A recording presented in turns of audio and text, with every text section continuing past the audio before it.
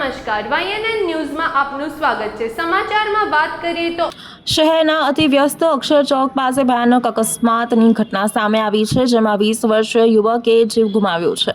નોકરી ઉપરથી પરત ફરી રહેલા યુવકને એક ડમ્પર ચાલકે અડફેટે લીધો હતો। અકસ્માત એટલો ભયાનક હતો કે યુવકનો એક પગ કપાઈને શરીરથી અલગ થઈ ગયો હતો।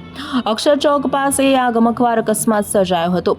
આ બનાવ અંગે મળતી માહિતી અનુસાર મૃતક શ્રીજી ગાંધી એલેમ્બિક કંપનીમાં નોકરી કરતો હતો અને પાદરા નવાપુરા ગામમાં રહેતો હતો। શ્રીજી ગાંધી રોજની જેમ નોકરી ઉપરથી ઘરે પરત જઈ રહ્યો હતો ત્યારે આ અકસ્માત સર્જાયો હતો। અક્ષર ચોક પાસે પૂરપાટ ઝડપે જતા ડમ્પર ચાલકે તેને બાઇકની ટક્કર મારી હતી।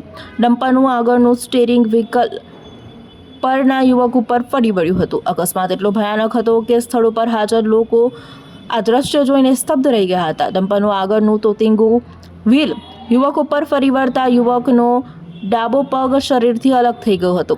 સારવાર માટે યુવકને તાત્કાલિક 108 દ્વારા સયાજી હોસ્પિટલ ખાતે લઈ જવામાં આવ્યો હતો, પરંતુ તબીબોએ તપાસ કરતા તેને મૃત જાહેર કર્યો હતો।